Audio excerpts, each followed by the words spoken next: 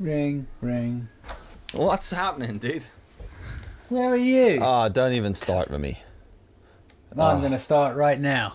Where were you? Who are you with? What's her name?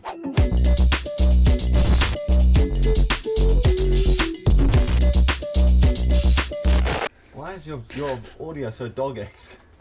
Oh, there we go. No, legit, I couldn't hear you at all there. Oh, really? Jesus I thought you were Christ, doing tonight. some kind of I went down to get a drink. cheeky... I went down to Yeah. get a drink, and I came back up, and everything had gone to shit. I came back up, and That's how the camera was off, and I was like, why are you off? Why is this all... What is happening today? I was like, why are you off? What is happening yesterday? And it was all off for some reason. I have no idea why. And then the monitor just wouldn't come on. Oh, do you know what it was, right? I run third-party batteries in my Sony. I have like a Sony battery. That's your problem. But then I have third-party batteries because as much as I would love to pay £95 a battery, you know, I'm happier to spend £40 and get 4 that work pretty much the same amount of time as the Sony A7 III battery. But every time I stick the battery in, it does this thing that goes, Sony cannot take responsibility for this third-party battery. So Yours do? Yeah. It says that in your camera? Every single time I put a battery into either of my Sonys. That's weird. I've never seen that. And I buy, I was going to say fake ones. It's not like I put plasticine in. No, I buy the dodgy batteries. You've never had that warning? Never had that warning. I wonder if you can turn it Maybe off. I'm buying the good dodgy the ones. Yeah, maybe mine are proper sketchy. I don't know, but like, actually, yeah, don't know what it is. I'm just going to come over to your side and grab a battery and tell you which one it is. What brand? What third-party brand I have? Yeah, what is it? Oh, get out of here. Oh, Jesus. I would already come back. It's Rav Power. Oh yeah. Well, I don't have rev power, and their stuff's normally okay. I don't know Yeah. I don't know what ones I have. They're all on the floor charging, but Rev it does power. this, and There it you goes. It goes. The problem is, it doesn't do. I don't mind that warning. It's a bit like a cookie. It's a bit irritating, right? But I don't mind the warning popping up. But what irritates me is it does it after like 10 seconds. So you turn the camera on, and you're like, sick, battery's cool, and then you hit record, and then it goes record, and then it stops recording and goes, cannot take responsibility for the safety of this battery. And I'm like, just do it as I switch the camera on, or don't. But don't let me... It lures you into a false sense of security. It makes you think you've got shit under control, and then just says, nah, no thanks, at the last second. I'd actually say that Sony not performing very well, because it means it takes them time to work out that battery's dodgy. And I'm kind of thinking, no, you should put that in. Yeah. And it should go, oh, this isn't right. It doesn't feel right. And also, but mostly, don't warn me, because it's a fucking battery, Sony. And unless you want to make batteries more affordable, don't be pissing me off. Like, I get irritated with stuff like that, because I'm like, I own the camera. Yeah. It's my camera. If I want to put a block of cheddar cheese in the battery compartment, I can. Don't tell me. Yeah, I'm not renting this camera from Sony. Like, this happened the other day. I was watching Amazon Prime the other day, and an advert came on. Mm-hmm. For like an actual, you have to wait 5 seconds. Oh, yeah, and I've I was seen like, some, excuse me, whoa. but I pay a subscription fee. Yeah. Do not advertise anything to me if I pay for this feature. Have you ever? That's disgusting. Ridiculous. But if you think about it, the cinema is like that. I never considered that until now. You go to the cinema, you pay to go watch a movie, and you have to watch adverts. But it's the same as it is the same as your TV license. And I know everyone thinks that your TV license is for the BBC. That's what you're paying for. But actually, because ITV and Channel 4, they're all owned by the same people. So you're actually technically paying for them as well. Yeah. And they advertise to you. Basically, no one should advertise anything. We should all just live in poverty. Not just never buy anything. Watch anything. Get anything. Just don't bother with any of it. Really. Anyway, fuck yeah, it's episode 50, and this is where we're at. I forgot. What's happening? Happy 50th. Good handshake. Oh. No. This is awkward. Either it's just me Is handshaking here, or we've passed. No, I'm handshaking. Yeah, you. am I going up and you're going wouldn't down? a high five would be better? Go. We've done this before and it didn't work. Anyway, it might work that time. I don't know. So we're on to episode 50, So and for weird. episode 50, Ryan decided he would plug his microphone in, which is great. I think. Yeah, I know. It's pretty disgraceful, really. Oh, it's been a Oh, don't. Oh, good. It's No, moving don't. again. Jeez, Absolutely I've had don't. some- Absolutely don't. I've had Just done what? sidetrack. Sidetrack. Side. No, so Sidetrack. I'm very. Yeah, that's me. Track. Yeah, no, I've had problems with audio. Actually, partially user error, partially. User error. No, it's no. It was partially user error and partially program error. So now I've gone from Adobe to now I've moved over to Logic to give it a go in there today. Because Adobe screwed me and then I screwed myself. I've never spent so much time on forums as I have in the last couple of weeks. Just like every little thing that normally doesn't annoy me is just niggling at me now. It's just, you know, all these little things. Yeah, just little stuff that like normally like, oh fuck, it's bigger picture. But I'm like, there's no bigger picture. Yeah. I'm at home. This has to work. Yeah. Like Photoshop does this thing where you'll save. You normally just save as JPEG. Then if you go, oh, actually, I want to correct that. Save as JPEG. Click on the thing. It just goes, do you want to write over that? And you go, yeah. And it does that. Yeah. Now it goes, this file already exists. Would you like to write over it? And you go, yeah. Oh. And then it goes _copy in the folder. And you're like, why have you? I don't want, and I haven't got the save as copy box checked. Right. This is a bug with Photoshop 2020. And it saves a copy. So then you go in and you're like, oh, fuck, so then you have to go and delete the original one. But what's annoying is if you save over the copy, it saves. It saves over. It doesn't save a copy to or a copy _copy. It only does it the first time. And I'm like, it's such a small little thing. And it's been doing it since I upgraded ages ago. But in the last few weeks, I've just been like, this is driving me to insanity. Actually, I noticed, I don't know if it's been fixed in an update, but Premiere did that to me as well.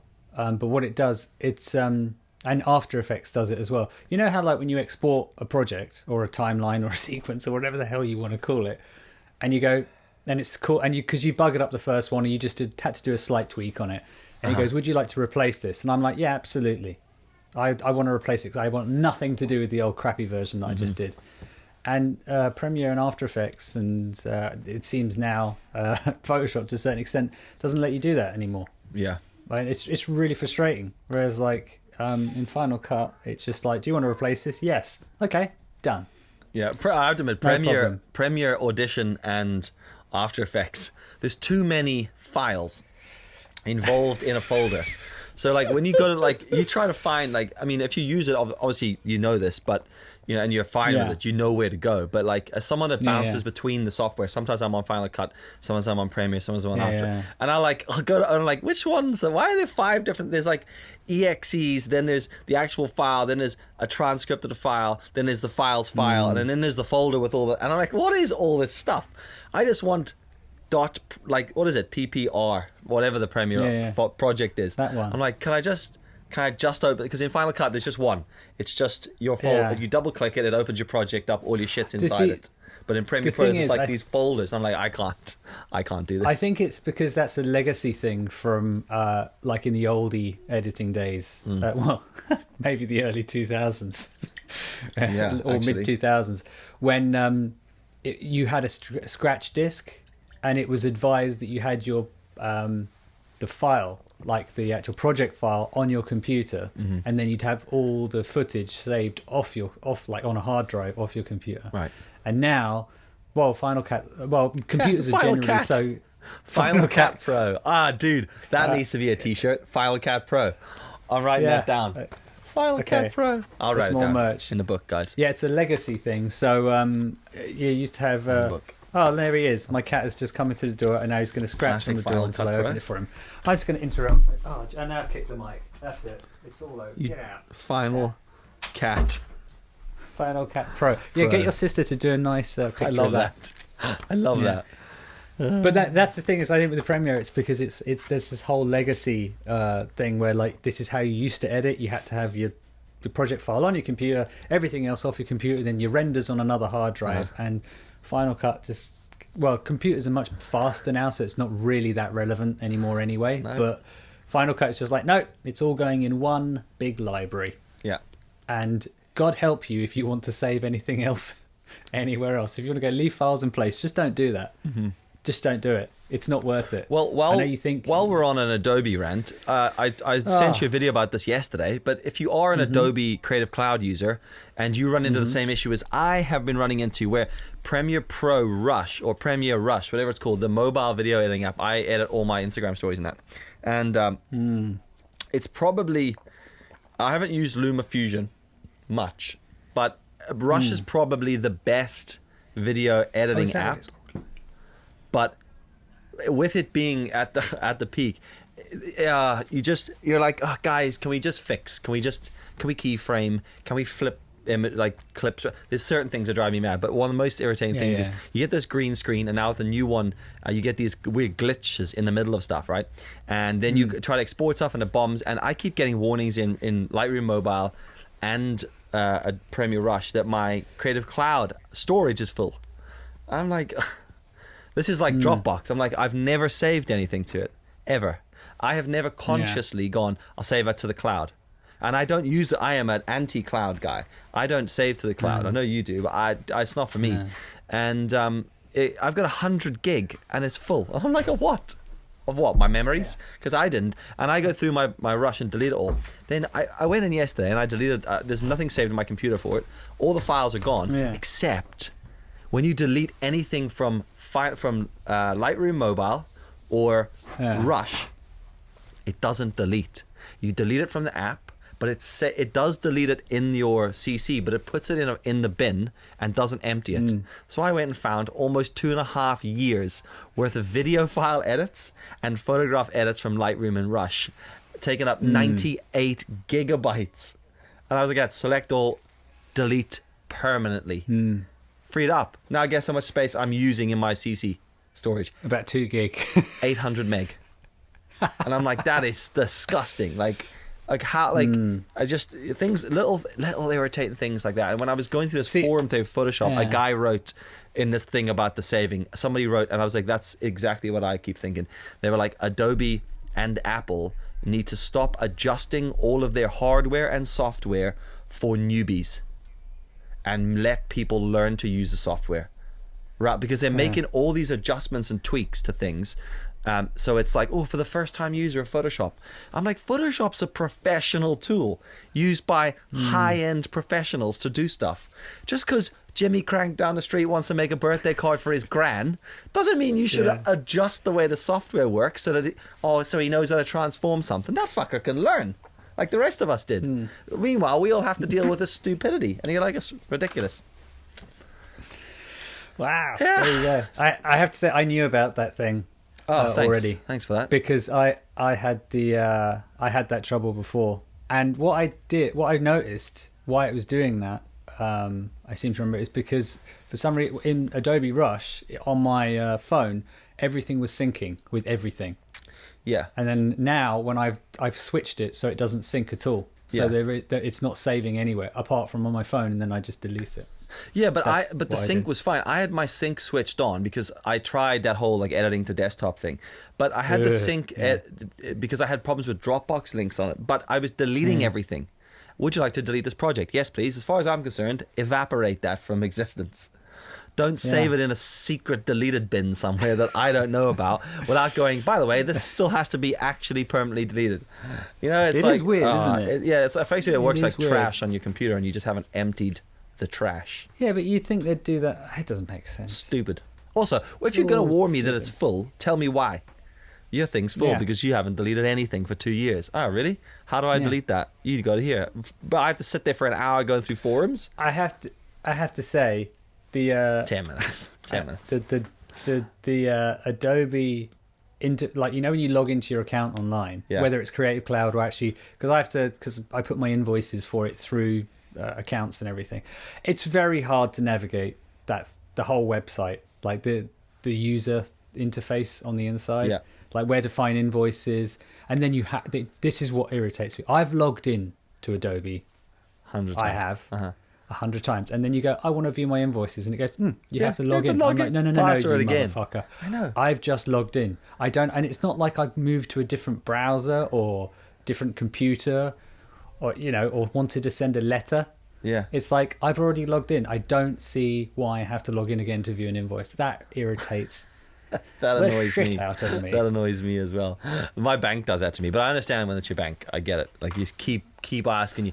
Do you know what really grinds my gears is when you filled in your password, your email and your password, and then you maybe get the password wrong by like a digit, whatever, right? And it asks you to redo it. Websites that remove your email address. Oh, I hate that. And I'm like, don't make me type my email address in again, you bastard. Yeah. That does. Oh, dude, I just want to find that web developer at his house and go around and just ask him the same question 1,000,000 times until he jumps out his window. Have you got the thing set on your computer, which I've realised they call it a safety feature, but it's actually it's pointless. Yeah. If you have everything synced up, Sunked. like, you know how I don't Sunked. synced up, Classic sunkage. Sunkage. You know how sometimes when you buy something online or whatever, and it sends you or if you redo your password or something, and Adobe will go, "Oh, we've sent a message to your iPhone. You have to type in a 6-digit keyword." Yeah. Now, when that happens, I'll be on my laptop, and I'll go blah blah blah, blah, type it in, and then it goes do the digits numbers from your phone. And because my iMessage is connected to my laptop, it automatically puts it in. On your computer? Yeah. Oh, wow. So you're like, well, what's the point in that then? So if someone's stolen my laptop and they want to log in, it will come up because I have iMessage that all synced. It doesn't keep it safe at all. And I was like, so what's the point in sending me that message with that 6-digit code when it comes up on my laptop straight away, and then even suggests, do you want to put this code in? That's it. No, but surely it wouldn't. Surely it wouldn't go through iMessage if it's coming from a third party. Surely iMessage is only Apple to Apple device. It must be Bluetooth picking it up. The same way as you don't have to type the code in now from Google or anything. It just pops up on your phone. You just go, that please. So you're saying you have to have your phone close to your laptop it must be a Bluetooth to thing. get that email. Must be. You should actually test it. Just thought I'd say, do a tutorial video about it for the old YouTube. Hey guys, for the old YouTube. Welcome back. What's the old YouTube? No, the old as in your old. Oh, the old YouTube. Oh, the old YouTube, guys. You know what? Like, I'm over passwords and cookies and all that. Can you shit. just like take my face? I absolutely love facial recognition on the iPhone. Yeah, that's the best thing. And do you know why I know it's the best thing? Because I forgot. I forgot. Do you know how many times I've typed the passcode into my new iPhone since I got it? 0 times since I set it up. 0. Do you know what I did on my old iPhone? I spent half my life typing my passcode back in because thumbprint recognition didn't work. That facial recognition is you know so why good. that might not have worked? Why? Because if you skateboard or one wheel and you pick up with the grip tape a lot on your finger, it can rub and slightly I mean, obviously it doesn't get rid of it. It's not like in that Will Smith film where it just burns off your identity. But yeah, it doesn't always work. And it's like when your finger's wet as well. Yeah, wet, all that shit. But that facial recognition every single time. Love it. Just pick it up, boom, unlocked. I did wonder about facial recognition though, because let's say, for example, you're in a scenario where someone steals your phone. And your face. And let's say, and they like knock you over or whatever, and then they put the facial recognition up against your face to try and unlock it and then run away with the phone. Yeah. Now I'm wondering if you were to let's say you got into an argument and you were punching each other and that kind of thing, and they'd punched your face, would it still recognise your face as punched? Probably not. Or but then that's when it overrides the password. Well, this is what I'm wondering, because if they're trying to attack your face like this, and you're just making funny faces, like screwing up your face to try and make your face not look like your face, so they can't unlock it. I don't know. It's just a scenario that came up in my head once, and I just thought that would be really funny. Yeah, like someone robs your phone and then they're trying to hold you down, and you get your face. Yeah, you're like, I don't know. Is that a thing? Because with the you're saying what you're saying here to the people is if someone beats you up or grabs you in the street, steals your phone, and you have facial recognition, immediately just punch yourself in the face a few times so you don't recognize. Yeah, or it seems like a great way to do things, I think. No, but I thought doing a test, like if you screw up your face or make a stupid face, will it still recognize you? I don't know. So that and whereas like if you with your thumb or your fingerprint, they can just grab your hand. Me. Mine just recognized me. even though you're making a stupid face. Yeah. Because the only time mine doesn't recognize me is when there's one particular brand pair of Ray-Bans, not sponsored, but would love to be. It just doesn't recognize it. All other sunglasses I have, no problem. Just these one pair, can't do it. Don't know why. Maybe it's the reflection. I don't know. And I have to hold it like this. I found out the other day I had the sunglasses, and I have to, instead of doing that, I have to hold it like at an angle, like that, and it recognizes just to me. get the sunglasses to work. Instead of just taking the sunglasses just off. Those particular. Yeah, but that's the whole point, isn't it? That's an extra. It's like an extra. It's an extra move, isn't it? You have to take your hand out your pocket, take your sunglasses off, as opposed to just going. Talking about extra moves, when I got this thing and had no home button, I was like, this feels so ridiculous. There's no home button. And I gave my other one to Pamela, and now pushing the home button's like the most it's backward archaic, thing. isn't it? It's like, oh, what do you want me to do? Just chisel this into stone next. Yeah. Ding, ding, ding. I'll write this guy a letter. It'll be quicker than type than having to hit the home button. The swipe up thing is great. Took me ages to work out how to turn a torch on because I couldn't get that slide down thing to work. But I eventually worked out. Simples really. You just slide down. But yeah, no, I do like the new phone. Technology, nice. That's just the way it goes. And as stuff simplifies, and this is actually quite interesting. I had a Mr. Christopher Howe put a video up yesterday on his Instagram about a laptop that wasn't a MacBook. Right? Oh, do they exist? Yeah, and he put he's been on a YouTube video which I haven't watched yet, but of course it looked pretty cool. So I messaged him and just said to him, main question though, would you use it? Obviously he's been given it, so he's gonna. But I said to him, would you use it over a MacBook? Like, because people come on and go, this is an incredible Dell laptop. And then people tell you, this Google laptop is incredible. Whatever it is, right? Lacey, whatever brand it is, they come on, they tell you how amazing it is, what the specs are. It's incredible. And then you see a clip of them 3 weeks there and they're still using a MacBook. And I'm like... Yeah, from 2015. Yeah, and it's because, that age-old saying of it just works. So I just said to him, would you use it over a MacBook? Because I'm like, I don't care what the specs are on any of that shit, because I've gone to use and had friends who have had PCs spec'd to the, like, ridiculous specs.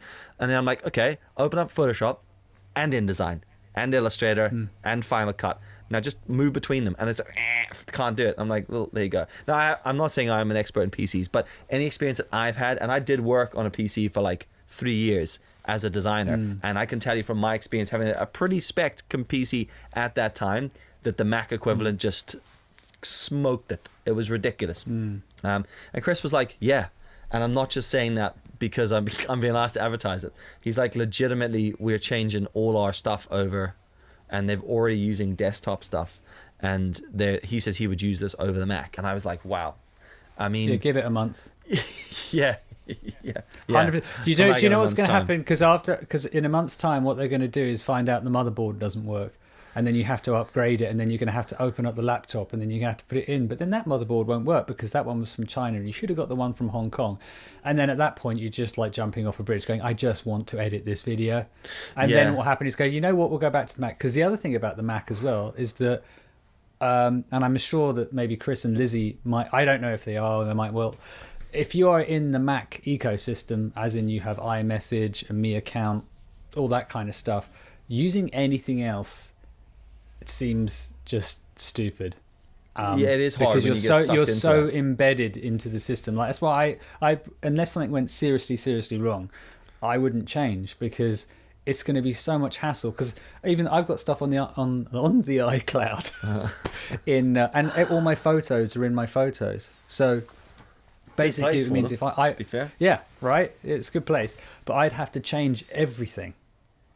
And it would be and then because Yasmin, well, a lot of the stuff we have is synced together, and we share photos and all that kind of stuff, and then I'd have to change everything on hers. Then the worst thing would be is I'd have to explain what I've done, because then she'd go, where is all this stuff? It used to be in this folder. I'm like, yeah, well, we moved over to this really cool fast PC, and she's like, I don't give a I just need to get my Say Fitness PT stuff out of the folder.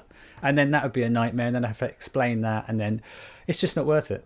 It's just not worth it, in my opinion. Yeah, and you said something to me a couple of weeks back which was really good. It was like, PCs, if you're into fixing and building and changing and updating computers, like that's cool. But when it comes to 100%. just when you're just the sort of person, like I'm not really interested in, the specs of the computer. I just want to know I can use my software and do my work that I need to do. And I'm like that a bit, which is why I've hummed and hawed for ages.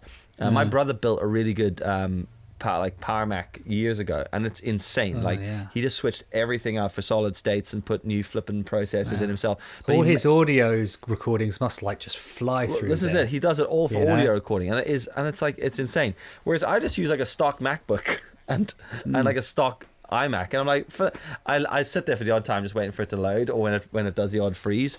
But generally, I just find it's a more enjoyable experience. But my only complaint of it is, and it goes back to what that guy said on that forum, it's like Apple are another culprit who have started to change and adapt all their hardware for like phone users and iPad users and more day-to-day stuff, and that's cool, but it's affected the other stuff. So they've got the point now where they've gone, look, we're still going to make the pro level things, but you're going to have to spend 10 grand for the computer. And you're like, that's insane. Can't we just have a computer that we can upgrade when needs be? I would buy the Mac Tower if I could get the tower like entry level for like 1,500 quid at entry, or like 2 grand, and then build as I go. But if you see what's happened to the G4s, G5s and G5 ones, like they maxed out and you can only put so much crap in them, and it's like this is where it gets a little bit frustrating. But this is how it should, in theory, and I'm using bunny quotes here, should be, because if you remember, we won't remember, but back in like the 90s, and when editing and cameramen were like very elite, like the guy I used to work for, he had to take out a loan because he did video stuff for the or camera work for the TV and ITV and GMTV and all that stuff. He had to spend 80 grand on his camera, and that's just the camera, with lenses and stuff on top. And that's not the kind of thing your dad just gets out, on sports day and comes down and films you with. And you see, now maybe that's what they're trying to do, is make the barrier of entry for the high end stuff like just incredible. Because back in the 90s, you could get a video camera for like £1,000, but like it was a crappy whatever. The difference between that and what you'd have for shooting TV and sports, it's like £79,000 difference. Yeah. Whereas now it's like you've got, what is it? My MacBook's, I don't know what, 2 grand, something like that. But then that new MacBook, that Mac Tower, if you max that out, it's like 40 grand. I know. Which is just like, if I bought that, it just literally, if I ever got a bouncing ball, like the little ball of death, I would find Steve Jobs' grave, dig him up, and throw him at his wife. Like, it's like, seriously? But the issue with that is that is unacceptable. You spend that money for that, and you'd still be saving underscore copies from Photoshop. And waiting for fucking Adobe. I guarantee Adobe wouldn't even work on that. It would just go, no, this is, I don't want to work with this. It would have closed it before it's even opened it. But the problem with that is it's like my dad's, I remember my dad's first like proper Mac that he bought himself after he left agency and went out working for himself. And was it was like one of those Fisher Price ones? It was like the old yellow ones, like the beige Mac. But like it was a pretty powerful thing. It had 1 gig. 1 gig storage and like 250 megabyte RAM or something ridiculous. They paid a fortune for it. But the problem is now, it's the thing is, you wouldn't mind spending the money on that stuff if all the other shit that was aimed at the main consumer wasn't so good. Like I'm sitting right now in limbo, being like, if your iPad Pro was a little bit better, I just ditch the MacBook and just edit it all on. Just go straight to iPad Pro. I like, for the most part of a lot of the jobs that I do, I could get away with adjusting the way I work and shooting and editing on a phone. But I'd much rather have Final Cut Pro. If I could get Final Cut Pro on a Mac, on an iPad Pro, running properly, not streaming through your computer. If they did an iOS version, and if I could plug in external hard drives and run to monitors seamlessly, then I'd be happy using something like that as my laptop, and then spending money in a proper like processor machine for like bigger projects, and then you could just tinker between the two. But I'm stuck in the middle where like a laptop's kind of redundant at the minute, and the other computers are a bit too expensive and the iPads are so damn good, and it's like there's no, like all they've done is split the price, but really there's this hazy middle ground where most of us can kind of are just trying to work out what the fuck's going on. Because there's that other weird price point as well. It's like you got the iMac Pro, which I think if you were to max that out is like about 12 grand or something. Yeah. The space grey looking one. Yeah. I looked at one recently and got it to about 6 grand. And I was like, even that, I was like, it's ridiculous. Yeah, I mean that's because the other thing as well is that I've got a maxed out, I think it's 15 inch, and it's just like, you know what, it works. Yeah, like a MacBook. Yeah, no, it works and it works fine. Okay, yeah, it's a bit slow on doing some stuff in After Effects if I'm ever in there, or bits and bobs here and there, but like generally, it's usable. Yeah, and I just think what would I really be benefiting from with the current work that I do now?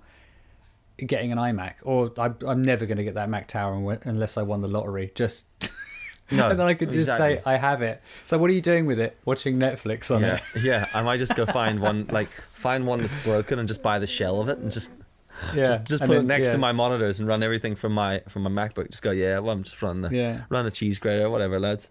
But there you go. But yeah, no, I agree with you. It's like I personally, if oh geez, that was scary.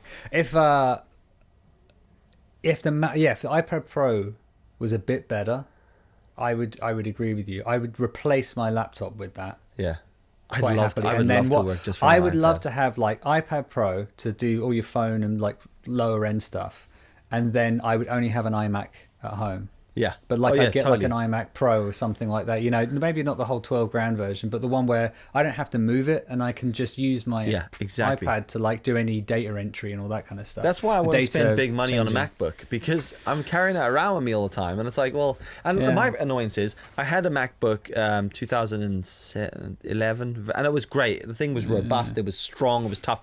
Bought this new touch screen piece of dog eggs, and backlight, the whole screen's buggered on it, so I can't even use it as a MacBook, so it's plugged into monitors all the time. So I've actually got some shit to upgrade my iMac at home, which I need to actually do. I just can't be bothered. But again, you used to be able to upgrade iMacs. You used to be able to just change RAM when you wanted. You could get in. It was quite easy to do it. Now you can't. Now you have to take the whole screen off the damn thing. I've got all these these things to take the actual glass off, remove the glue, strip it all apart. I'm going to put a solid state in, a new RAM, and put the glass back on. So see, it's okay though when you've got like an older Mac. You might do, and then you're screwed because they won't touch it. If I break it, I'm just gonna straight into a skip. Yeah, I'll not even. It'll but be then like that's your old iMac, isn't it? So it's not like a. It's not the oldest. The thing is, it's a 21. You can always sell those. People love I find that Mac stuff in general holds value pretty well online. Like if you're selling on eBay, dude, even like an old iMac. But my iMac was like 1,200 when I bought it a few years ago. Like it was a good while ago, and it's only worth about 290 now. And I'm like. But that's still not bad though, considering. Yeah, but how. But there's effort involved in selling that. Do you know, it's like that whole eBay. The whole conversation of and then have to go through all the questions. I'll tell you how many things I've sold on eBay. Nothing ever, because I can't be honest. I sell a lot on eBay, but it's just the thing is I've sold tons of stuff on eBay and there's been no problems at all. But every now and then you just get these people that are like, the ones that I hate are. Does it do this, this, and this? And it's like, read the description. Yeah. And they'll go, oh, okay. And it's like they just see the title and they ask a question. It's a bit like, on Instagram when someone doesn't follow you and goes, hi, Dylan, can you tell me about this camera? What camera did you use? And you're like, you don't follow you. There's no, actually, maybe politeness. You should look through his, no politeness. Maybe I should look through his content and go, oh, he's already done a video on that. Oh, he does this, It's just they see a title and go, oh, and then they want to buy it now. Like when I have something up for auction and they go, how much to buy it now? It's like, listen, you dumb shit. If I wanted you to buy it now, I would have said buy it now. And actually, sometimes I've gone back and gone, like it's like a T-shirt or something. They've gone, how much to buy it now? I'm like, £500. Yeah, yeah. And they're like, oh, that's really expensive. And a liver. Well, that's the... Yeah, right. And they go, what? That's ridiculous. I'm not paying it. It's like, it's because it's an auction. Yeah. Stop asking stupid questions. Yeah. Oh my god, it's people. Man, and if you're coming in, there's a T-shirt for 20 quid, and you think, and you go, how much to buy now? You better be prepared to pay £100 minimum. £100 sold. Yeah, I'll take it now. I have only ever sold. I tend not to sell stuff second. I don't know why. I don't really sell anything secondhand. It's a hassle, man. A couple of bikes. Really I've sold some bikes over time, but I think it's because I'm naturally like. my stuff's always works fine, but I'm naturally quite heavy-handed, and I use stuff. I use it. I'm not very precious with things, so I use the hell out of it. So most of the time I'm like, I can't be bothered, because they'll be like, is there a scratch on that? Yeah, there is a scratch, dude. That's why it's 50 quid. Oh, don't know about. I'm like, yeah, dude, these are 200 quid. If you want a 50 quid with a scratch, and I end up with that. So classic example was sold an old 650D Canon camera of mine years ago, and I was like, do you know what? I changed the Sony. I was like, I'll just sell this old 650D because I'm not using it. So I sold it with like a load of lenses. It was like, when I bought that camera, it was maybe 700 quid. I sold the camera with like 4 lenses for like £250. All right. Yeah. And it was a local guy here bought it, and I was like, there you go. I thought, I can't be fucked. I'm not going to use them. They're just going to gather dust. Sell it to this guy. The camera worked fine. I was using it up until the day that I sold it to the guy, and then he walked away. Comes back 3 days later, phones me up. This thing has the shutter has just stopped working. Yeah. You know, but I kind of knew the guy, and I was like, oh, for fuck's sake. Like, I'm like, what have you done to it? It's like, yeah, exactly. I was like, this has never had an issue, and now you fucked it. But it's kind of in that realm where it looks like I sold him a dodgy product.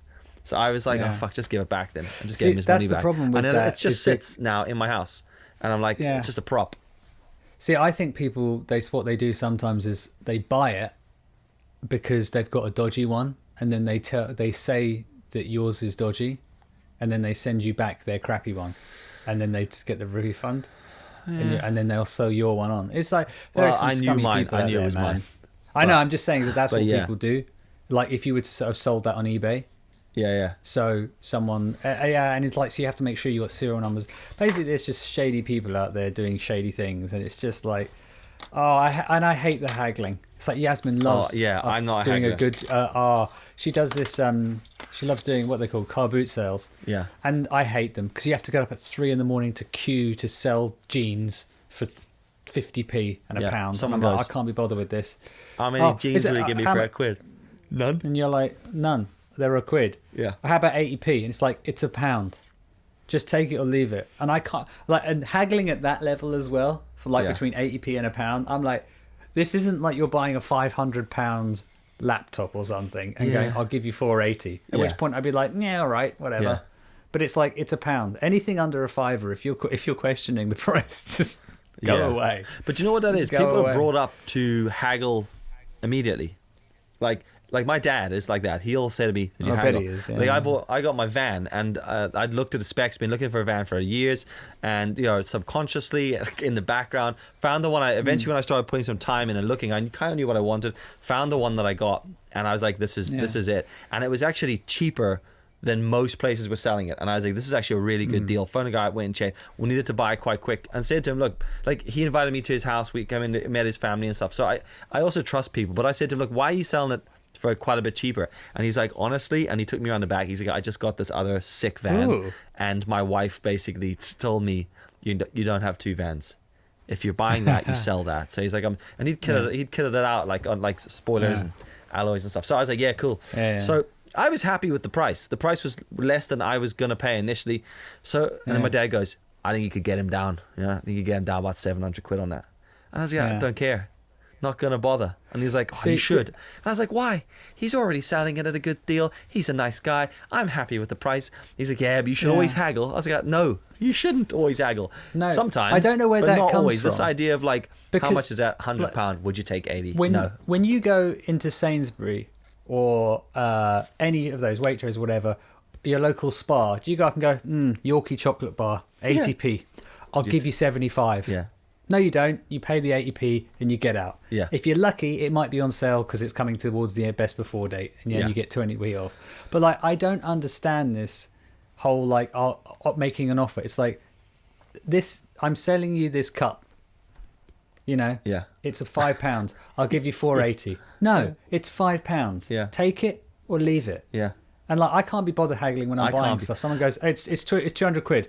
All right, it's 200 quid. Yeah, I'm the same. Because I will look around, but I will look around, and if other people have like, I know you're buying a guitar or an amp or something, and you see, they're roughly anywhere between 180 and 220. Yeah. And you go 200 quid. I'm like, fine with that. And then if you're lucky to get it either side, but unless you're saving a shit ton of money, it's not worth the effort. Because my dad's the kind of guy. Shit ton of money. Yeah, my dad would I'd go say, to a place. What's wrong with it?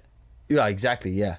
But my dad would Yeah. he would go to a place and be like, I need to get A. And he'd go to, all right, they have it. I'm like, all right, buy it, let's go. And he's like, Yeah. no, look around. I'm like, oh, no, please don't. And then he'll go to like 4 million other shops. He'll look around. And the amount of times we end up back at the same shop where he goes, I'll have that.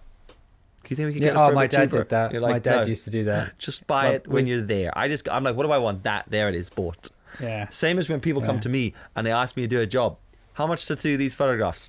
300 quid, for example. And they go, would you take 250? And I go, yeah, give you less photographs though. All right, can I get the same photographs but for 300? No, you can have less photos for 250. Or you can have more photos for 350. Have you noticed as well, and this is something I haven't had the balls to do yet, but I'd love to do, is when they go, oh, how much for you to do this job? You go, no, 250. And they go, oh, I don't know, would you take 230? And you're like, no. How much can you do it for? 300. Yeah. Well, hang on, that's more than 250. It's like, oh, I thought we were haggling because I only haggle up. Yeah. Oh, now it's 320. Yeah. Or 350. The more you question it, the higher it goes. The more you question it, the higher it goes. Yeah. There you go. Because no one ever does that. No one haggles up. Every time you piss me off, it goes up by a tenner. That'd be great. Should try that, actually. That's not a bad one. I want to try and do that. Because people have done that. It's like, when that, I think, was it, you showed me there's a video online when the guy goes, know your value. And he said, they'll come and, £1,000 to do this graphic design. And they go, no, we're going to go with the cheaper guy. Then they come back next year and they go, oh yeah, we made a mistake going with the cheap guy. Can you still do it for 1,000? They're like, no, it's 2,000 now. Yeah. So, that's why I don't like giving quotes to people. When people ask for a quote, if someone comes to me and they want a quote and it's only based on price, I'm not really wildly interested in that, because it happened a couple of times to me where someone asked for a quote, I gave them a quote, say if the job was 500 quid, all right? And then I even said on the quote, it's valid for 30 days. And then it came back like 3 months later, having not heard of them wanting to do it. And I'm like, cool, but now it's going to be 750. And they're like, well, why? You said 500. I was like, yeah, but you've obviously been looking around or trying to work it out. Or so if it's just based on price for you, like then it's your availability as well. And I'm like, I have other stuff in now, so I can't fit in. So if you want it done in that time frame, I have to push other stuff aside. So anyway. Yeah, I also think as well, when you want to quote, you should just go like, if it's something, you put a ridiculous thing in and just go, it's £1,000. Yeah. Because you know that they're going to cock around for ages, and it's just like, no, it's £1,000 or it's not. Yeah, I'd rather just work with people that want to work with me rather than people that just want to do stuff, just want the cheap option. That's really it. I don't mind if someone's like, what would this kind of thing cost? And I'll give you a rough idea. But I don't think people understand that a quote is a quote. It's a quote estimate. It's not like... It's a guesstimate. Yeah, it's not like if I say anyway. Look, this is episode 50. Doesn't matter. All right, this is episode 50. It didn't go the way I thought it was going to go, I'll be honest. No. I thought we were going to have a party, not moan about computer and tech and Apple and Adobe and everything. Well, there you go. Well, that's the surprising people thing. Not paying us enough and hating eBay. For anyone that's been watching this to this date, thanks very much for the support, I guess. It's been fun doing this every single day. We've got plans of what we want to do with it going forward. We were like, let's try get it to 50 if we can, or the end of quarantine. But this is season 1, which is season 1 titled Quarantine, which effectively is just the daily ramblings of Ryan and I. It hasn't. There was never really any plan. We just wanted to produce something every day, have a bit of a laugh, share some stories and anecdotes and grumblings from two men in their 30s about life. And we're just gonna, what's the plan? We're just gonna carry this on until I think we're just gonna carry it at least until next Sunday, because apparently Boris is gonna we're gonna hear next Sunday how we're looking to I don't know, come out of lockdown. Obviously that is of course, unless a whole load of people die between now and then and we're still in which case we'll be looking to do 100 episodes. But the other thing as well is we don't even know. Like when he says, we're easing lockdown, what does that mean? It means like, oh great, if you're a hairdresser you can go back to work, but if you're a video maker, nah, sorry. Yeah, exactly. You'll be doing a podcast for the next 50 days. Yeah, so we're just going to do the podcast until we can start to get back to normal, at which case we'll end season 1 and start into season 2, which will be more structured, more tailored, and we'll let you know what that is when we know what it is, I guess, because we're still trying to work it out. But I don't think it's feasible for us to be able to do it daily, just given location, schedules. We might do it daily, but it won't look like this, as in it could just be an audio only. But we don't know. We're trying to work that out. So thanks for listening so far. Thanks for watching. Share it with your friends. if you've enjoyed it. It's Share it with your family. Share it with your enemies. just share it with anyone, for the love of God. It's share it. yeah, it's quite a bit of work physically, but also mentally to do this every single day, isn't it?